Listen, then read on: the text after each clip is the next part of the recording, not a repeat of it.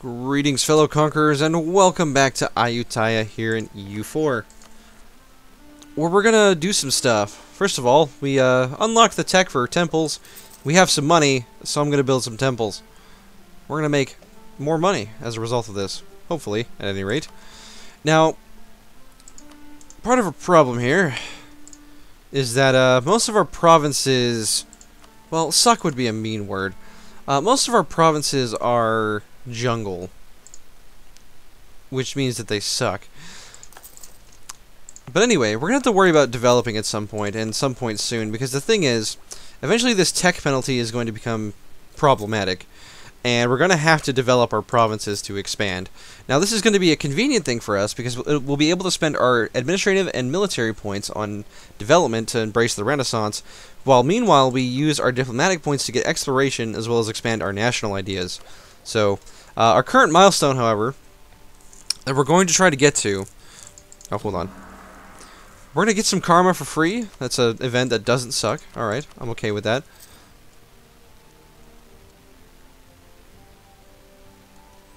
Now, we do have a bit of corruption at the moment, which is a problem. Well, looks like Brunei can't actually expand yet. Okay, that's good. No, that's good.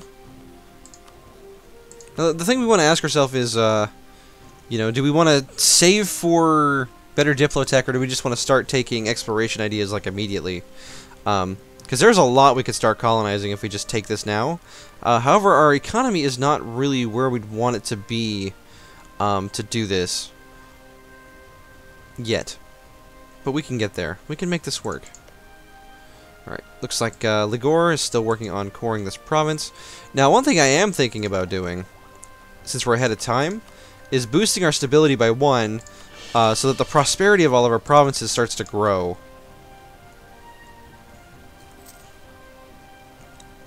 Looks like there's a 50% chance of every month of this going up, which is nice. And that's going to be true for all of our provinces, so long as we have positive stability. So, that's pretty great. I'm okay with that. Now, this really is a tough question. We're going to be flooded on admin points because of just the sheer amount that we're currently using. Or that we're currently making because of our leader and because of our advisor. Now, one thing we could do, first of all, mothball our fort, as always. And then we'll also, we'll just kill army maintenance, you know?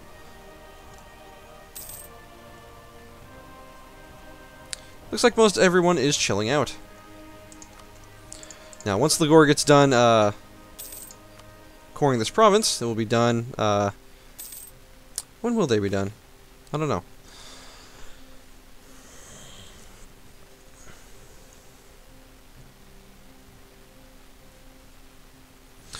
Alright, so we could ask for some kind of power or something from our vassal. We're going to add for diplomatic points because we're actually going to need those early here, which is something I'm not used to. Normally when I play nations, I'm always focused on admin because I'm always taking land for myself, and I don't usually take stuff like colonization ideas.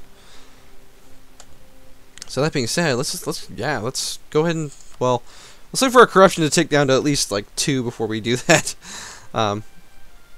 Hey, we gain 25 diplomatic power, and our opinion of Ligor goes up. Cool. I always liked that event from Rights of Man. Rights of Man was such a good expansion. So good. Alright, looks like Ligor has cored Pasai, and now we're going to start annexing them. It's going to cost us 60 points, and it will cost us 4 per month for a year, basically. A little over a year. But yeah, it's a good time to start annexing them, because I don't know if we can get Patani's Liberty Desire down so long as we have this many vassals. So, yep, let's just go ahead and annex them. We saved about 150 admin points doing that, so it's pretty good. Now we're going to spend diplomatic power instead, which will be perfect for us to start expanding elsewhere. So the thing is, all that aggressive expansion that we got with Pasai and Malacca and all these people doesn't matter for the people up here. Nobody cared that we just, like, took all that land. Which is pretty wonderful when you think about it. Now, we have a choice here. And it looks like Tonggu has a good set of allies. He's got he's allied with Lansheng, he's allied with Pegu, he's allied with Mongyang. Such so that it might actually be an issue for us to attempt to take more land from Lansheng. Now, Kumai, as I've been told it's pronounced, has lost his alliances. However, there does appear to be an opening here, mainly that Pegu is allied with Tonggu. And that looks like it might spell some problems for them. Now, the thing is, if we get Tonggu out of the picture, I mean, we could probably attack Lansheng anyway, if we had enough manpower, but I'm going to turn maintenance up a little bit, just to kind of trickle some manpower back to our troops very slowly here. Alright, we can gain 2 base production in Phetchaburi, and they gain plus 10 local unrest until 1474, so that is this province here. They're currently at negative 7.7. Without war exhaustion, they would be at about 9.2. And with the military, they could yeah, let's gain 2 base production. That's great. I like that, actually. That's really good. Alright, we'll send Ming some diplo points because yes. Okay, so we can enforce our heritage, which lowers tolerance of heathens, but gives us 2% missionary strength. We're not going to do that, because we already have such high religious unity that it doesn't really matter, basically. Alright, Arakan is attacking Pegu. That is a problem. How does Arakan have such a massive army? Okay, they're allied with Lanna, right? And Ava. Yeah, okay. Well, Tonggu is dead now. This presents an interesting opportunity for us. We may be able to attack Lansheng, because Tonggu is dead and Lanna is occupied in another war, although they are currently on the offensive side of things, so maybe it won't be as easy as we would have hoped. Now, currently, Dai Viet is, we have a similar, we have a mutual rival in Lansheng, and I assume that their army is actually of a decent size, at least decent enough to actually help us here. So let's take a look at Dai Viet. Okay, they have an army of 10,000, they can support 15,000, they have full manpower, which is really good for us. So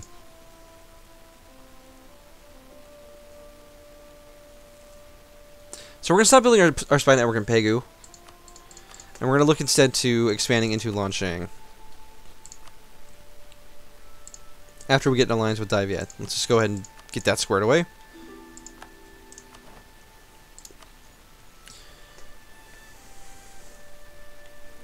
Now it looks like Lanna would join them. They do have a 9k stack that we have to worry about. We currently have, well, if I get up to full manpower, about 15k. Whereas Dai Viet has 10k. My vassals have, it looks like 2,000 and 4,000 respectively, although Sukhotai's army is currently stuck.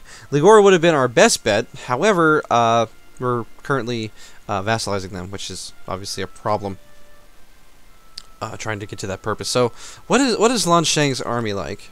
Let's find out. The thing is, this is probably going to be a really tough war. Yeah, they've got 12,000 troops. They're at Tech 5. They've started taking economic ideas, but they don't have any military bonuses aside. And our power projection is currently kind of starting to fade away, which is unfortunate. So we're just going to bide our time a little bit. We're going to sit back, we're going to wait. We're going to see what happens as a result of our patience. Now, if we could get one more ally to help attack Lansheng, this could be quite useful for us. Now, Shen Wei here has a very strong ally in Bengal. He's also allied with Mongyang. My real question is, how does he feel about Lansheng?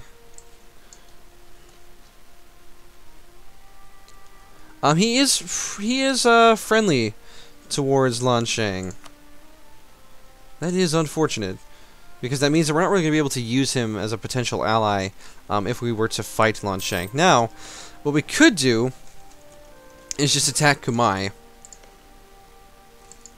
And honestly, I don't really see many problems with this decision.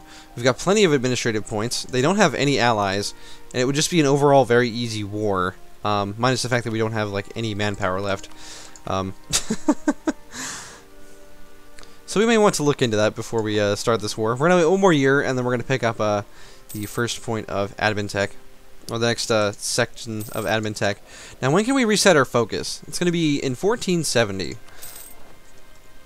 Alright, we have annexed Ligor, and now we must turn all these areas into states.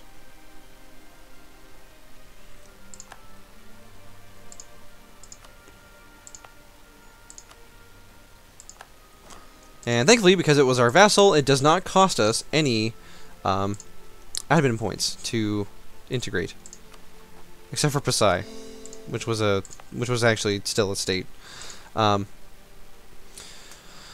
Alright, King Borimo Trilakhanat has proposed various reforms in order to streamline the government of the state. While many of these proposals make great sense, they will also be expensive and may cause unrest. What shall we do? We can ignore them and gain 1 stability, or we can gain 50 of each point type and lose 2 inflation, which we have, which would be all of our inflation. I really like points, so we're going to go with points. We're going to go with the reforms. Alright, Ming's going to demand tribute, of course. So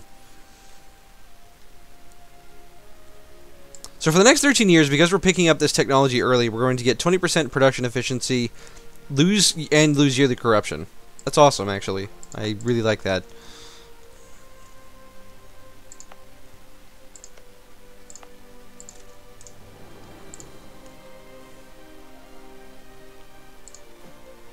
Now, thankfully, our base manpower is going to go up as a result of this, just by virtue of having all these provinces now. And we are just we are dragging our feet a little bit, I admit. We're not playing especially quickly here.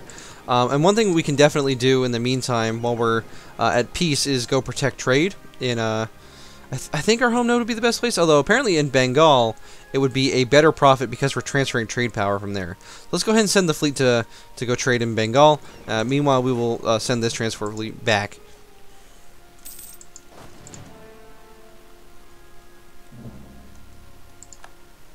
Alright, we now have trade dispute against Bengal. That's unfortunate. The problem is we don't have the military tech yet to build a barracks. That will be next tech.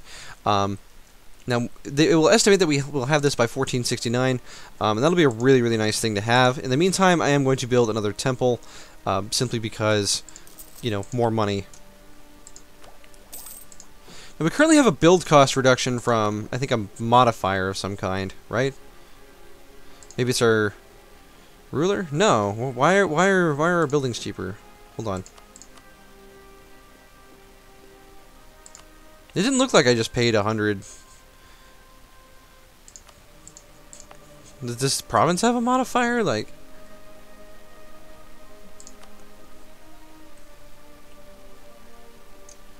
man, I don't know. I don't know what's going on. Whatever. I'm not gonna complain about saving 20 ducats, but all right. So check this out. This province is currently 17% towards prosperity, so it looks like this isn't like an incremental thing. It looks like prosperity is just like either you have it or you don't. That is interesting to me. Alright, so we're probably going to have to refuse aid on this event because I really don't want to take out loans unless I need to, and I don't think I need to in this instance. So Talang is going to get some unrest. Well, things happen, man. The military continues to restore itself. We are, unfortunately, really down on manpower still just because of that war with Pasai, and jungle's just causing absurd amounts of attrition. That alone makes me want to take like defensive ideas as our first military idea, just to get that reduced attrition, or take quantity ideas and get absurd amounts of manpower. Alright, Lanna wants a marriage. We'll accept this because they're a mutual ally, and that's important to have for us right now. Pasai gets failed harvest for 20 years. Well, that province wasn't producing anything anyway, so I'm not really worried about it. Alright, wow, Ming's starting to demand like a lot of stuff from us. One thing I am curious about is who's like the biggest of Ming's vassals right now. Oh, meanwhile in Japan, it looks like the Toki clan is doing pretty well. Nanbu is decently large. Uesugi is doing pretty well.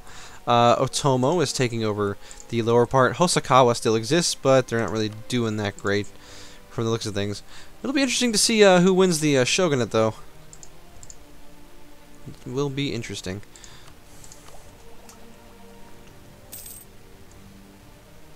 Alright, our theologian has died. And I'm not really convinced that we need to hire another advisor, because we really need, and there's my textbook Facebook message for the episode, right? We're going to go ahead and hire this diplomatic advisor, get improved relations plus 20%, because that'll help with our aggressive expansion. And we're going to call it there for this episode, so thank you for joining me, my fellow Thai. In the next episode, we're going to probably start doing things like colonizing, and probably fight another war with Kumai. And until then, I'll see you on the next one.